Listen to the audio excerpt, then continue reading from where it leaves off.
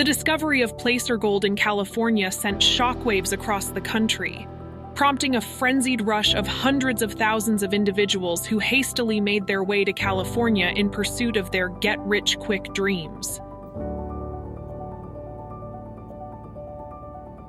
The number of people coming to the United States, not only from the eastern United States, but also across the Atlantic Ocean from Europe, increased rapidly. Until then, California's population was around 85,000.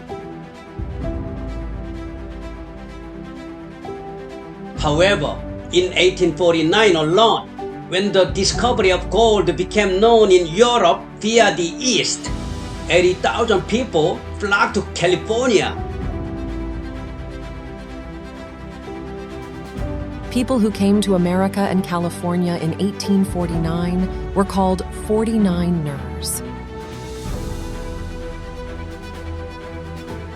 The team name of the famous American football team, the San Francisco 49ers, is also derived from this event. People continued to flock to California in 1850 and 1851.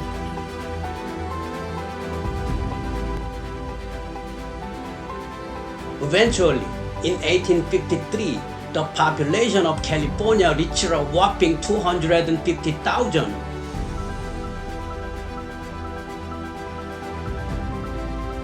Because of gold, in 4 years, the population increased more than twice as much as it naturally increased over tens of thousands of years from the day the world was created.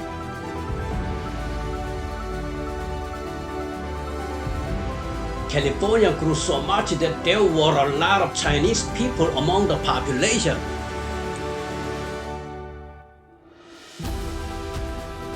At that time, people in the Qing dynasty of China had a hard time making a living.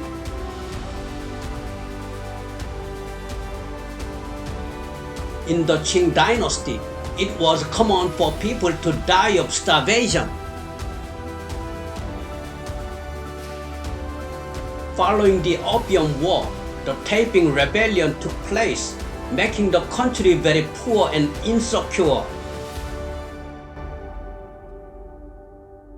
American businessmen noticed and hired Chinese people as placer diggers. American businessmen thought that if they went to China, they could attract workers at a low price, and it worked right away. Even during the Qing dynasty, Guangdong people did not care where the United States was. Many Chinese people followed, saying that they would go anywhere as long as they were fed, and tens of thousands came to the United States.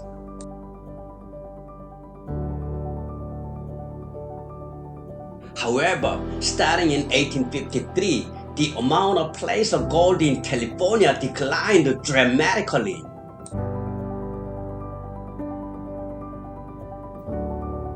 The gold rush was practically over.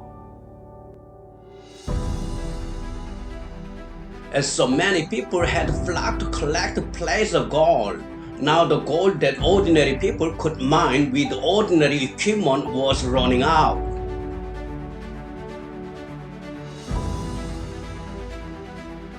Professional miners had to invest a lot of money to find a gold vein.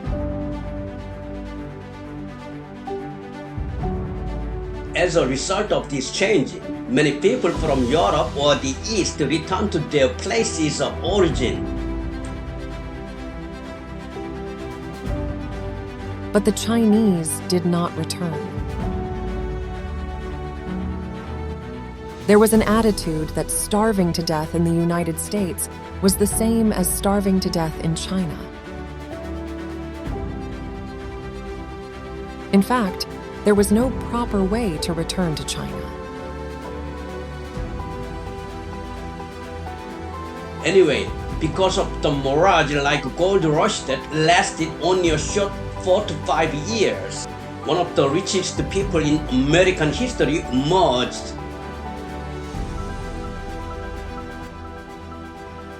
The man was Levi Strauss, who later made Levi's jeans. At that time, many people rushed blindly to California dreaming of becoming rich overnight. So, without money or housing, there were many people who went out to collect gold with their bare hands while being homeless. But few of those who did that became very rich. In the case of the gold rush, it had already become a highly competitive red ocean when rumors spread that gold could be mined from a river. Levi made his business selling or renting tents, cooking utensils, and gold panning equipment at very high prices to 49ers who suddenly flocked to California. And Levi became keenly aware of the demand for trousers suitable for workers, trousers that did not tear or stain easily, and therefore did not need to be washed or mended often. Working with a person who made and repaired clothes for workers there at the time, he built history's first jeans factory, the Levi's Jeans Factory. Levi Strauss was a German Jew and someone who was able to make money under those circumstances. At that time, San Francisco's Chinatown was first created.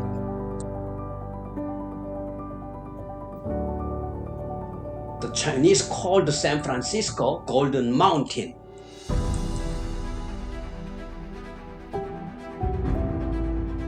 Anyway, the Chinese who came to the United States as contract workers during the gold rush didn't return to China. Even when their jobs were corrupt, they stayed in the United States and did any job they could find. As the Chinese endured for several years, a great deal of work occurred. It included the construction of the American Transcontinental Railroad, which began in 1865. At the time, the Transcontinental Railroad construction was a huge project comparable to the construction of the Great Wall of China. The Transcontinental Railroad construction was also completed by Chinese descendants of the people who built the Great Wall.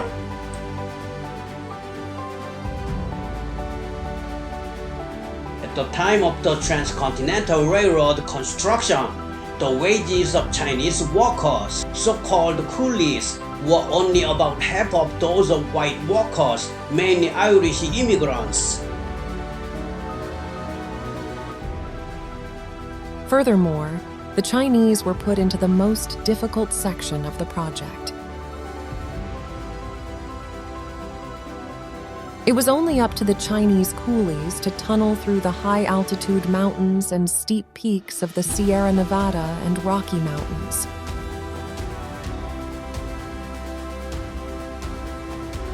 Like window cleaners in high-rise buildings these days, they work by hanging from ropes and baskets that are lowered from above.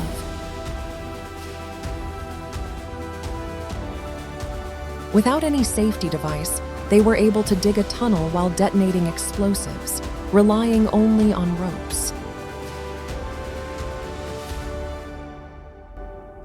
However, no one knows the number of victims because the company did not properly count how many Chinese coolies died while doing these dangerous things.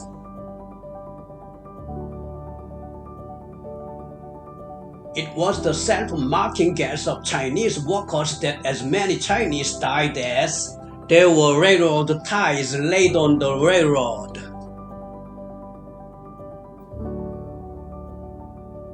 Anyway, The arduous construction of the first transcontinental railroad from Omaha, Nebraska to Sacramento, California was completed in May 1869, 4 years after construction began.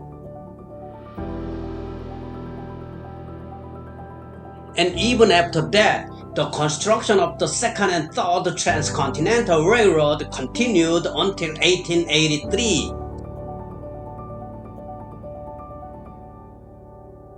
However, serious problems caused by Chinese immigrants began to arise after the construction of the first transcontinental railroad was completed in 1869.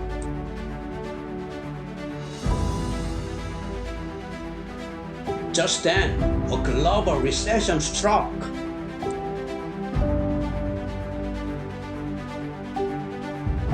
It looked very much like the Great Depression of the 20th century.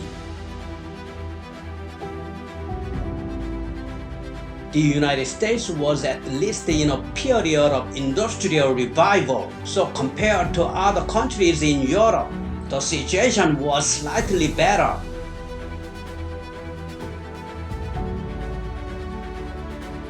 As the economic situation in Europe deteriorated, many European immigrants, such as Irish and Polish people, flocked to the United States.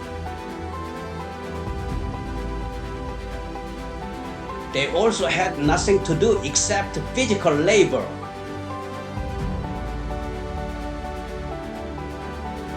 Meanwhile, the number of Chinese immigrants continued to increase.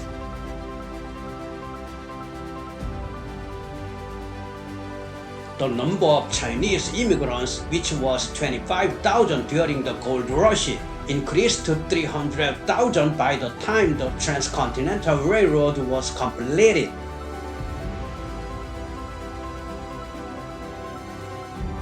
There was no place in the United States where there were no Chinese people, including factory areas in the northeast and farm areas in the south. In California, 1 out of every 10 people was Chinese. From then on, the full-scale persecution of Chinese people began. The Chinese didn't mingle with whites and kept to themselves. Next, the Chinese didn't believe in Christianity, which all Europeans and most Americans believed in. The pig-tailed Chinese were accused of being too strange, of having too many opium dens and too much prostitution in Chinatown.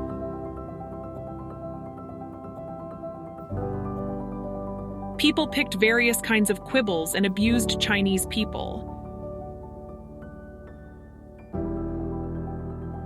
The Chinese, the representative of Asian immigrants, have been persistently living in the United States, despite being subjected to tremendous discrimination and abuse.